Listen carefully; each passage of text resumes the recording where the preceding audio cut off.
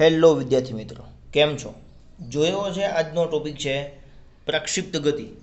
તો આજનો ટોપિક આ પ્રક્ષિપ્ત ગતિ વિશેનો છે અને ત્યારબાદનો ટોપિક જે પ્રક્ષિપ્ત પદાર્થની ગતિપથનું સમીકરણ છે. આગળના બધા જ ટોપિક પ્રક્ષિપ્ત ગતિને લીધે કેવા કેવા સમીકરણો રચાય છે તેના છે. ચલો જોઈએ કે પ્રક્ષિપ્ત ગતિ કોને કહેશું. સૌપ્રથમ આપણે હવામાં જ્યારે બોલ ઉડાડીએ છીએ, બોલ આપણે ઉછાળીએ છીએ આ રીતે, અને થોડા સમય બાદ તે નીચે આવે છે. બસ આવી જ ગતિનો આપણે અભ્યાસ કરવાનો છે. અથવા તો કોઈ પાઇપલાઇન છે, રાઈટ, એમાં કોઈ છિદ્રમાંથી પાણીની ધાર છે એ આ રીતે વહે છે, એ પણ પ્રક્ષિપ્ત ગતિનું ઉદાહરણ છે. રાઈટ, તો આવા તો ઘણા બધા ઉદાહરણો છે. ખાસ કરીને મેઇન એક્ઝામ્પલ છે, તમે જમીનની સાપેક્ષથી કોઈ વસ્તુને ઉછાળો છો તો એ વસ્તુ અમુક ઊંચાઈ સુધી જશે, ત્યારબાદ તે નીચે આવે છે. રાઈટ, તો આના પછીની જે થિયરીમાં આપણે જોવાનું છે કે નીચે આવશે ત્યારે એનો વેગ કેટલો, બધી જ કન્ડિશનોનું આપણે જોવાનું છે. હાલ પૂરતું આપણે સમજી લઈએ કે આ એક પદાર્થ છે અને જે થીટા એંગલથી, શરૂઆતનો એંગલ આપણે લખશું થીટા 0 એંગલથી ઉછાળવામાં આવે છે. ઓકે, અને આપણને ખબર છે જ્યારે આપણે એનો વેગ માપન કરવું હોય ત્યારે જે બિંદુ પાસેથી આપણે વેગ મેળવવો હોય તે બિંદુથી આપણે એક સ્પર્શકની દિશા બનાવવી પડશે. આ જે સ્પર્શકની દિશા બને છે તેને કહેવાય છે વેગ. પણ કેવો હતો કે શરૂઆતનો વેગ, અથવા તો આ બિંદુ પાસેનો વેગ. અને આ બિંદુ છે ઉદ્ગમ બિંદુ છે. તો ઉદ્ગમ બિંદુથી કોઈ પદાર્થને થીટા 0 એંગલે તમે ફેંકો છો અને એનો જે વેગ છે એ v0 છે.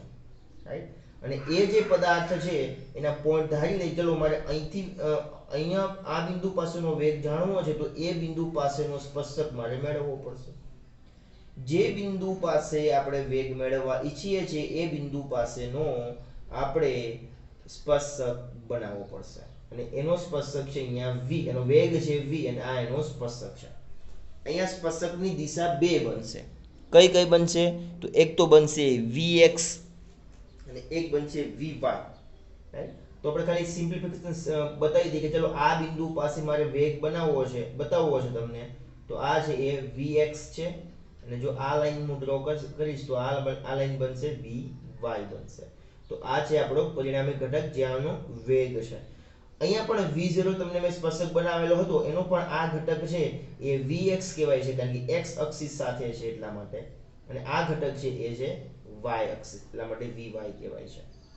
રાઈટ, તો ચલો જોઈએ આપણે કે આ અહીંયા x0 છે, ઉદ્ગમ બિંદુની સાપેક્ષે કોઈ પદાર્થને ફેંકવામાં આવે છે, એનો વેગ છે v0 છે.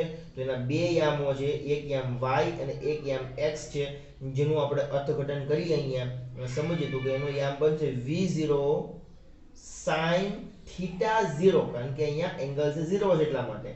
આનો યામ બનશે v0 cos થીટા 0. મેં તમને સમજાવ્યું કે ભાઈ x અક્ષિસનો ઘટક લેવો હોય અને ત્યારે આપણે જો કોઈ દિશાની વાત થાય, ને દિશાની વાત થાય એ પ્રથમ આપણે એ પણ જોયું કે જ્યારે એંગલની વાત થાય અને દિશાની વાત થાય ત્યારે આપણે આવશે x અક્ષિસ સાથે cos થીટા અને y અક્ષિસ સાથે sin થીટા.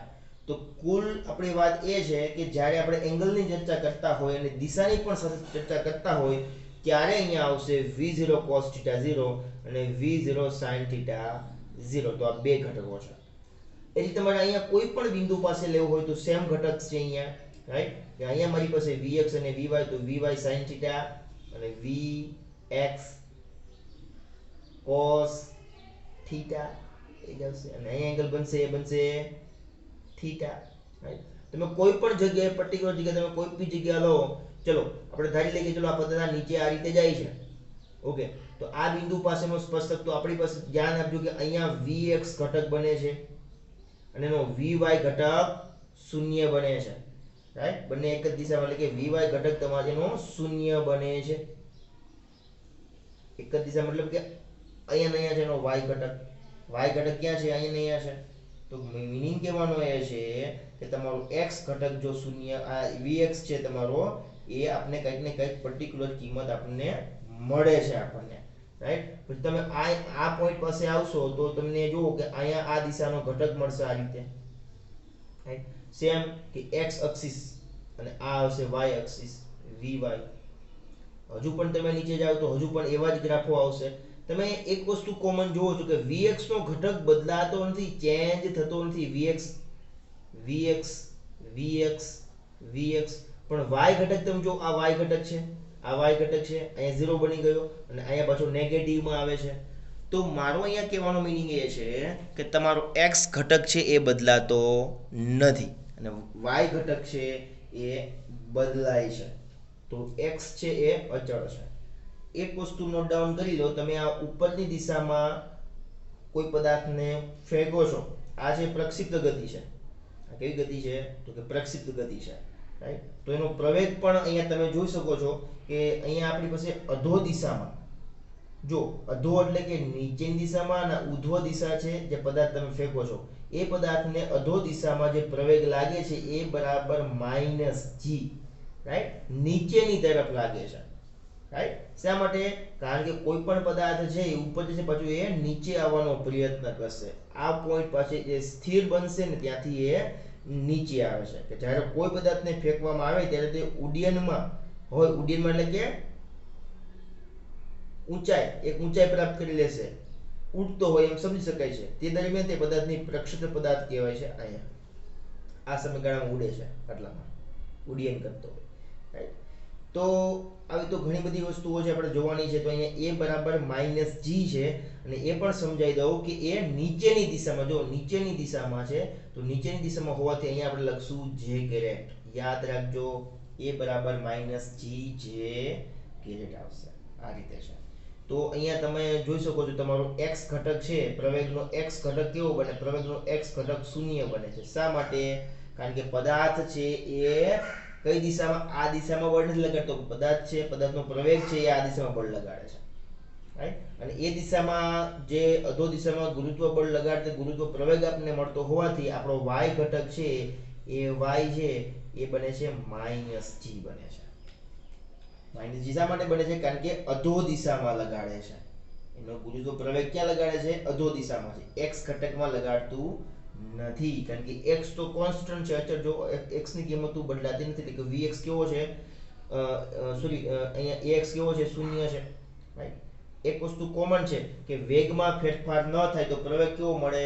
શૂન્ય. હવે તમને સિમ્પ્લિફિકેશન કરું છું. આ શા માટે છે? કારણ કે vx કેવો છે? અચળ છે.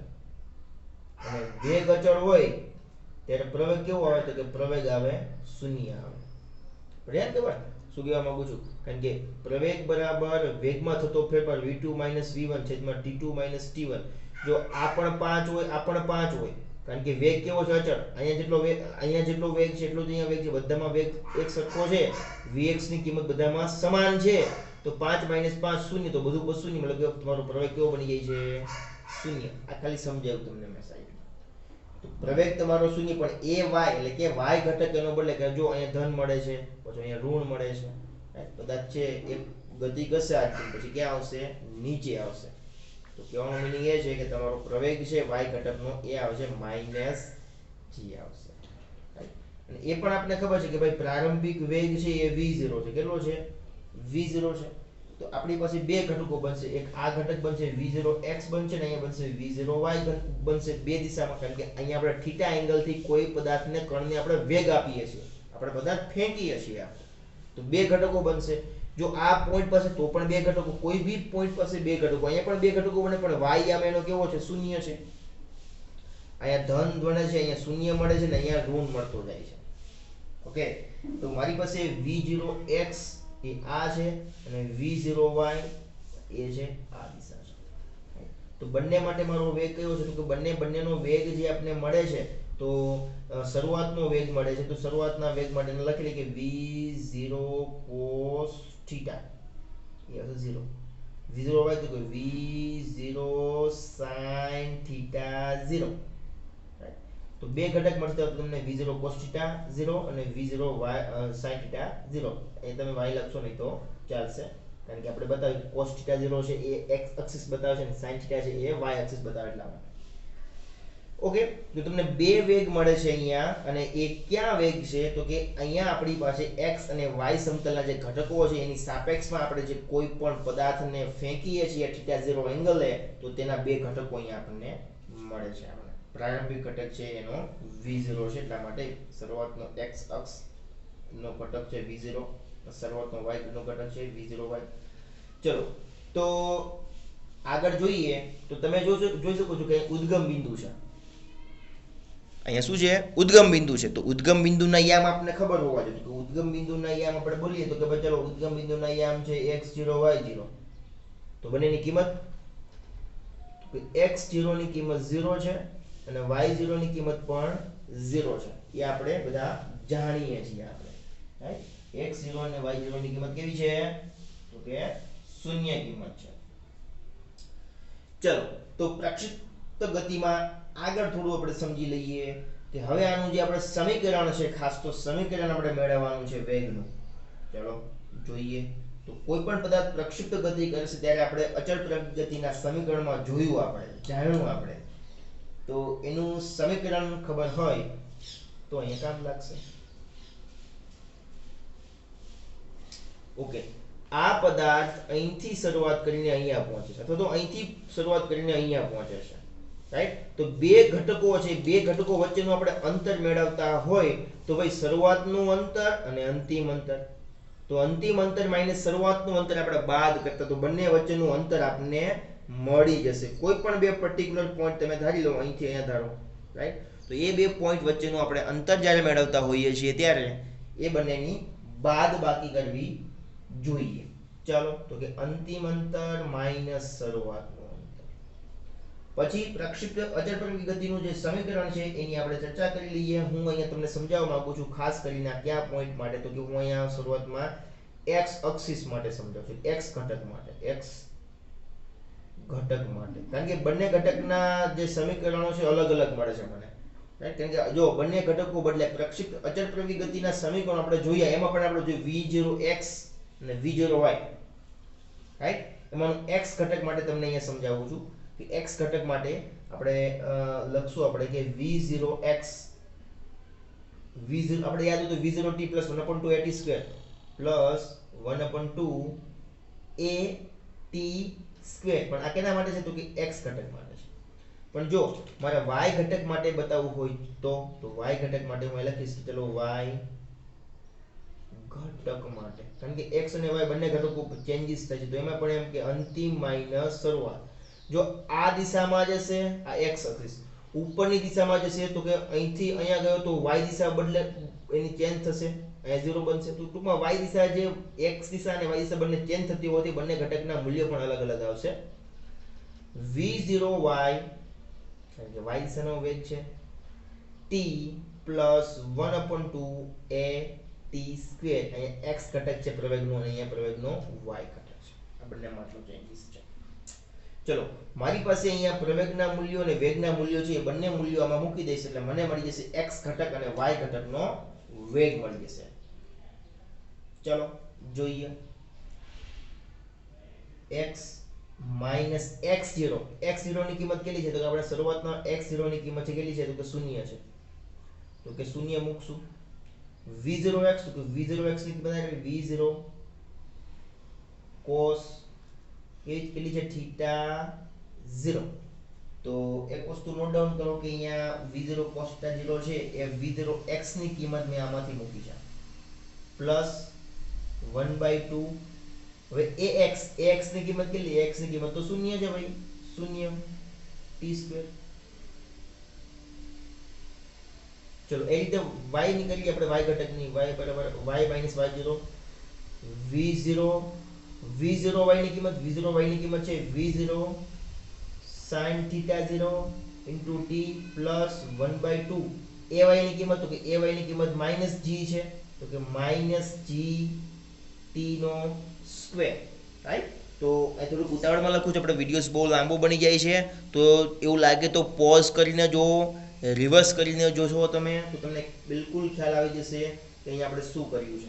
ટૂંકમાં આ બે કિંમતો, આ બે કિંમતો અને આ બે કિંમતો મેં આ બંને ઘટકમાં મૂકેલ છે, કારણ કે x અને y આમ સમય પ્રમાણે ચેન્જીસ થાય. સમય પ્રમાણે એમ ન કહી શકાય, પણ જ્યારે તમે કણને ફેંકવામાં ઉછાળવામાં આવે છે ત્યારે x અને y ઘટકો બદલાય છે. એટલા માટે x અને y ઘટકો માટેના સમીકરણો વેગ માટેના હમણાં આપણને મળશે. ચલો શું મળે અહીંયા? તો કે પહેલા અંતર મળશે, પહેલા વેગ નહીં મળે, પહેલા અંતર મળશે.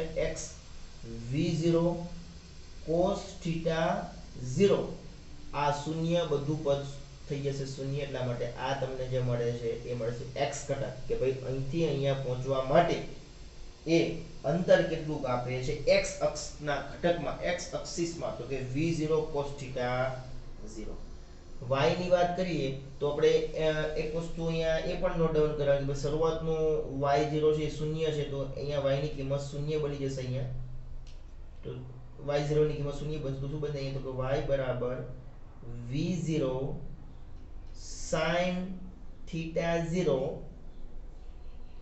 into t માઇનસ આ g અહીંયા આવશે કે માઇનસ g 1/2 આગળ આવશે અને અહીંયા આવશે t નો સ્ક્વેર. તો આ તમારો બની ગયો છે y0 નો ઘટક, જે આ v0 sin θ 0 into t 1/2 gt square. તો આ તમારો ઘટક છે એ કેનો છે? તો કે y નો ઘટક છે. x અને y ના ઘટક કંઈક આ રીતે છે. તો આ તમને અંતર મળી ગયું કે ભાઈ તમારું x એક્સિસ નો ઘટક અને y એક્સિસ નો ઘટક. પણ હવે કોઈ આપણે સમય મેળવવો હોય કે કોઈ સમય t માટે વેગના ઘટકો આપણે મેળવવા હોય તો ઓન્લી ફોર વેગ મેળવવો છે. આપણે શું મેળવવું છે? ઓન્લી ફોર વેગ મેળવવો છે. આ તો શરૂઆતનો ને શરૂઆતનો x ઘટક અને અંતિમ x ઘટક હતો. પણ આપણે કોઈ પર્ટિક્યુલર સમય માટે, ચલો 5 સેકન્ડ માટે આ પદાર્થનો વેગ કેટલો હશે? અહીંયા કેટલો વેગ, અહીંયા કેટલો વેગ, આપણે કોઈ પણ પર્ટિક્યુલર પોઈન્ટ માટે આપણેનો વેગ મેળવવો હોય તો બહુ જ સિમ્પલ મેથડ છે. અને x અને y ના ઘટકો મેળવવા માટેની તો આપણે એનો ઉપયોગ કરશું આપણે. અને એ છે આપણી પાસેનું સમીકરણ, અચળ પ્રવિગતિનું સમીકરણ છે, જે v બરાબર કેટલામું સમીકરણ? તો કે સમીકરણ નંબર પહેલું કયું છે? કે v બરાબર v0 પ્લસ 80. યાદ આવે છે? v બરાબર v0 પ્લસ 80. પણ મારે અહીંયા x ઘટક માટે આ x માટેનો વેગ છે અને અહીંયા મારી પાસે હું લખીશ y માટેનો, તો કે y માટેનો પણ v બરાબર એનું એ જ આવશે v0 પ્લસ 80. ચલો હવે આપણી પાસે બે સૂત્રો તો આવે છે નો ડાઉટ. ચલો તો અહીંયા આપણી પાસે એક છે x માટે છે ને એક છે આપણી પાસે y માટે છે. લઈએ આપણે અહીંયા આપણે લખીએ x અને અહીંયા લખીએ આપણે y. તો બંને ફોર્મ્યુલા અહીંયા કમ્પ્લીટ થઈ ગયા છે કે તમારી પાસે vx v0x 80 vy v0y 80 છે. પણ અહીંયા આપણે જે સૂત્રની દ્રષ્ટિએ જોવા જઈએ તો અહીંયા v0x ની કિંમત છે આપણી પાસે, હા છે, એના જેવી છે v0y ની કિંમત, તો કે હા v0y ની પણ કિંમત છે, બંનેની કિંમત છે, લખી લઈએ. અને આ જો v0x હોય તો અહીંયા આપણી પાસે ax આવશે અને અહીંયા આવશે આપણી પાસે ay આવશે. સેમ કન્ડિશન આ અંતર માટે, આ વેગ માટે છે, રાઈટ. તો પ્રક્ષેપક જે પદાર્થ ગતિ કરે છે તો એના જે વેગના સમીકરણો, અંતરના અને વેગના સમીકરણો જોઈને મૂકવાના છે. તો vx ના vx જે આપણે મેળવવાનું v0x, તો v0x ની કિંમત છે v0 cos θ 0 પ્લસ ax તો શૂન્ય છે, શૂન્ય કૌંસમાં t. vy ની કિંમત છે અહીંયા v0y ની કિંમત આવી v0 sin θ 0. હવે આવે છે ay ની કિંમત કેટલી? ay ની કિંમત છે -g. તો ay ની બદલે હું અહીં લખું છું -gt લખું છું. કમ્પ્લીટ. આગળ જોઈએ ફાઇનલ ફોર્મ્યુલા અહીંયા તૈયાર થઈ ગયા છે કે vx v0 cos θ 0. આ આપણું પહેલું વેગ x એક્સિસ નું સમીકરણ. હવે આપણી પાસે બીજું છે vy બરાબર v0 sin θ 0. બસ એનું એ જ છે, તો છતાં પણ લખું છું gt. અને આ તમારું છે વેગના y ઘટકનું સમીકરણ. ચલો આ બંને આપણે પ્રેક્ટિકલી સમજીએ કે બંને સૂત્રો છે એ કઈ રીતે અહીંયા આપણે ઉપયોગમાં લેવાય છે એની વાત કરી લઈએ. તો મિત્રો જોવાનું છે, જો Vx અને Vy, ચલો હું કોઈ પદાર્થને ફેંકું તો અહીંયા જે મેં તમને સમજાવ્યું કે ભાઈ અહીંયા જે પાઇપલાઇન તૂટેલી છે અને પિચકારી આ રીતે નળી મારફતથી આ રીતે બહાર નીકળે છે પાણીનો જથ્થો, રાઈટ, આ રીતે નીકળે. ચલો તો શરૂઆતનો વેગ તો વધારે હશે પણ ધીમે ધીમે ધીમે ધીમે ધીમે આ રીતે નીચે આવશે. તો એ રીતે અહીંયા પણ, તો અહીંયા કોઈ પદાર્થને તમે ફેંકો છો તો એ પદાર્થ એક મેક્સિમમ હાઈટ પ્રાપ્ત કરીને એ નીચે આવે છે. તો કોઈ પૂછે કે ચલો આ બિંદુ પાસે વેગ કેટલો x ઘટકનો, તો કે v0 cos θ, y નો કેટલો, તો કે v0 sin θ માઈનસ gt આવે છે. કોઈ પણ બિંદુ પાસે vx નો ઘટક છે એ ક્યારેય બદલાતો નથી. જો તમે ક્યાં એંગલથી ફેંકો છો અહીંયા આવશે. એક્ઝામ્પલ એવું આપ્યું કે ચલો તમે તમારા હાથમાં કોઈક વસ્તુ છે, પદાર્થ છે, એને તમે આકાશ તરફ ફેંકો છો અને એંગલ આપેલો છે 45 ડિગ્રી આપેલો છે, રાઈટ, અને શરૂઆતનો વેગ છે 5 મીટર પ્રતિ સેકન્ડ. તો હવે તે પદાર્થનો વેગ કેટલો x અક્ષિસ માટે, તો આ ફોર્મ્યુલા આવશે. તમે અહીંયા ચોખ્ખું જોઈ શકો છો, અહીંયા સમયનો ઉલ્લેખ કર્યો નથી, એટલે કે સમય ઉપર આધાર રાખતો નથી પદાર્થનો વેગ, એનો પણ x ઘટકનો વેગ. પણ અહીંયા પદાર્થનો y વેગ છે એ તમે જોઈ શકો છો એ આધાર રાખે છે સમય. કારણ કે જો જેમ જેમ સમય બદલશે તેમ તેમ એનો જે વેગ બદલશે, કારણ કે y અક્ષિસ જો બદલે છે, અહીંયા ધન છે, અહીંયા ધન છે, અહીંયા 0 બની જાય છે, અહીંયા નીચે આવી જાય છે. તો કહેવાનો મીનિંગ એ છે કે અહીંયા તમારી પાસે જે વેગ મળે છે, વેગના બે ઘટકો મળે છે, એ આ રીતે મળે છે. મિત્રો એક અલગ સમજાવું તમને હવે, અલગ પદ્ધતિ દ્વારા. આપણે થીટાના ફોર્મેટમાં છીએ તો આપણે અહીંયા tan થીટા પણ લખી શકાય છે, કે તમને અહીંયા આપણે જોઈ ગયા છે કે ચલો આ ઘટક છે એ આપણે કહી દઈએ છીએ કે vy ઘટક છે, અને આ ઘટક છે એને આપણે કહી દઈએ છીએ vx ઘટક છે, રાઈટ. તો અહીંયા એક તમને પરિણામી ઘટક મળે છે. તો એ અહીંયા આ રીતે છે કે ભાઈ tan થીટા બરાબર જે આપણી જે જૂના ફોર્મ્યુલા મુજબ કે ભાઈ vy ના છેદમાં vx છે. થીટાને કરતા બનાવો તો શું આવે, તો કે tan ઇનવર્સ બરાબર vy ના છેદમાં vx. તો આ એક બીજું સૂત્ર છે જે આના દ્વારા પણ આપણે પરિણામી ઘટક મેળવી શકાય છે, કે આ બંનેનું ડિવાઈડ કરી નાખો એટલે તમને મળે પરિણામી ઘટક. આ બંને ઘટકો મિત્રો, આ બંને ઘટકો છે પર્સનલી છે કે vy નો વેગ કેટલો છે y ઘટકમાં અને vx નો વેગ કેટલો, પણ આ બંને પરિણામી ઘટક કઈ દિશામાં સૂચવે, મતલબ કે આ ઘટક આપણે જો મેળવવાનો હોય તો આપણે આનો સહારો લેવો પડે. ત્યાં એંગલનો સહારો, અહીંયા આપણે એંગલ પણ મળી જશે. ઓકે, તો આ વસ્તુની વાત કરીએ કે ભાઈ એંગલ મેળવવા માટે થીટા પાસે જવું પડશે કે tan થીટા એંગલ મળી જશે, કે ભાઈ એંગલ કેટલો છે, અહીંયા એંગલ તો છે, અહીંયા એંગલ કેટલો છે. તો અલગ અલગ કન્ડિશનમાં તમારા એંગલ પણ મળશે, વેગ પણ મળશે, અંતર પણ મળશે, અને આ પર્ટિક્યુલર પોઈન્ટ પાસેના ઘટકો છે. તો આ આપણો અહીંયા પ્રક્ષેપ ગતિ પૂર્ણ કરીએ છીએ. આના પછી જે પ્રક્ષેપ પદાર્થોની ગતિપથનું સમીકરણ જો આ આવડતું હશે તો આના પછીની બધી જ થિયરીઓ તમને આવડશે. તો અહીં સુધી રાખીએ આપણે.